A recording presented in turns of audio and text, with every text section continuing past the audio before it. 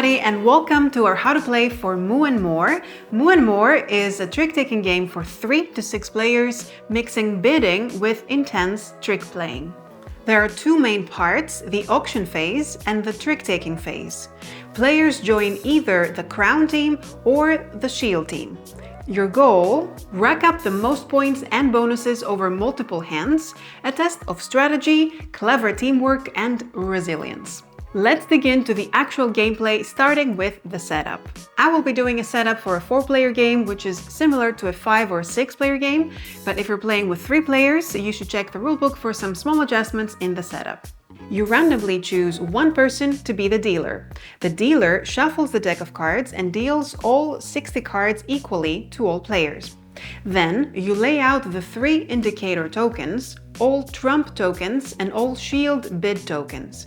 This side of the crown indicator shows you which crown bid tokens you'll need based on the player count. Since I'm setting up for 4 players, I need to take the turquoise crown bid tokens and I lay them out as well in numerical order. And now we are ready to begin the auction part of the game, which is basically to determine who will be on the crown team and who will be on the shield team. Starting with the dealer and going clockwise, players may reveal any number of cards from their hand, so they will be forming a display of face-up cards in front of them. Instead of revealing cards, you may choose to pass, and still you may choose to reveal cards on a later turn. Now, whoever is currently displaying the most cards gets the crown, and the second most gets the shield. As the auction progresses, both indicators will be going around the table until they find their permanent place at the end of the auction. So let's see an example. I play 2 cards, and since I'm the first to play, by default I'm displaying the most cards, so I get the crown. The next player plays just 1, so they automatically get the shield. The next player reveals 3 cards, so they take over the crown from me, and I take over the shield as I'm now second best. So basically, any player who displays more cards than the current crown gets the crown, and its previous owner immediately gets the shield. Any player who displays more than the current shield but less than the current crown takes over the shield. The auction ends when all players pass in succession. Now, the players with the crown and shield indicator tokens count their displayed cards and they find the bid token matching that number to slot into their indicator token. So as we see, the crown player displayed 7 cards, so that's why they get this token, and this now is their bid bonus if they manage to reach this goal. So if the crown team makes this many points in the trick-taking part, then all members of the crown team individually win this bonus. 7 times 10, so 70 whole points. Similarly, the shield player put this token in as they displayed 6 cards, and that means that their bid bonus would be 5 times 6, so 30, if they win in the trick-taking part of the game. So essentially, if the crown team doesn't make the amount of points they promised to make. Now, only a couple more things left until we jump into the trick-taking of Moo and More. The crown and the shield players now have to pick the trumps, so to determine which cards beat all the other cards. They may select a trump color or a trump number. However, they can only pick colors or numbers that they have placed in their display. For instance, let's say I have displayed these cards during the auction. So if I wanted to select blue, for example, or 3 as trumps, I'm not allowed to because they're not in my display. The first to select a trump is the shield player.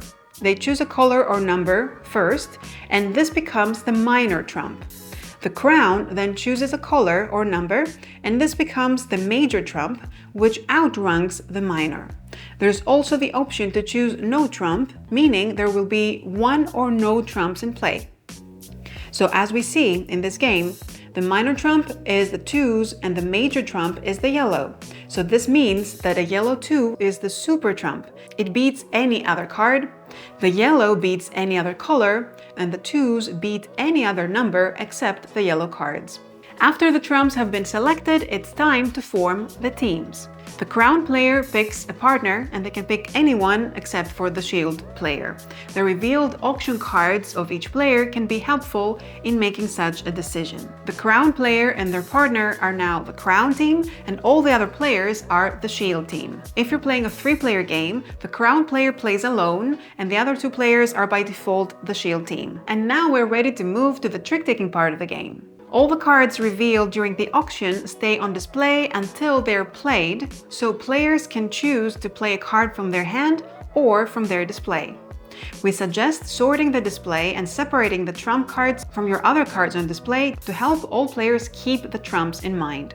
And the crown player leads the first trick. They play one of their cards, so either choosing from their hand or from their display, to the middle of the table. For tricks after the first, the winner of the last trick always leads the next. After the leading card, the other players each add a card to the trick in clockwise order. To do so, they must follow suit. Meaning, if a color was led as the first card, they must play a color, and if a trump was led, they must play any trump. The colors chosen as trumps are no longer part of the original color suits. If a trump is led, any trump can be played to follow, so the minor or the major. And in both cases, if it's a simple color or a trump, if you cannot follow, you play any card. The player who played the highest card of the color that was led wins the trick, unless a trump card was played, and in that case, the highest trump wins. So like here, having 2 players playing trump cards when the trick was led by red means that it didn't have any red cards left.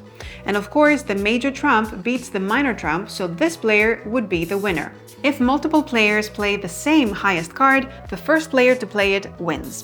The winner places all won cards in a personal face-down point stack near them. When players have played all of the cards, both from their hand and their display, then the trick-taking part is over and we begin the scoring. You may scan the QR code in the rulebook to have your score calculated, or you may print out a scoring sheet. First, each player scores the sum of points on their cards. And the total of the crown players should tell you which of the 2 teams won. The crown team's goal was to reach 42 points, which they did, so they are the winning team for this hand. If not, the shield team would be the winning team. Then, the winning team multiplies the number shown on their team's bid token by the number below it on the indicator. In this case, the crown team gets 7 times 10. Last, we have the trump bonus. The winning team scores the points on the trump token that their leader chose. And that was one hand of the game. You then choose another player to be the dealer, they shuffle the deck and deal a new hand to all players, and you do it all over again. We recommend you to play 3 or 4 hands, but you can totally play any number of hands that is agreed to by all players. At the end of all hands, you add up the points, and the player with the most points is the winner of Moo and More. Thanks for watching, everybody. Let me know if all is clear or if you have any questions about the rules, and happy trick-taking!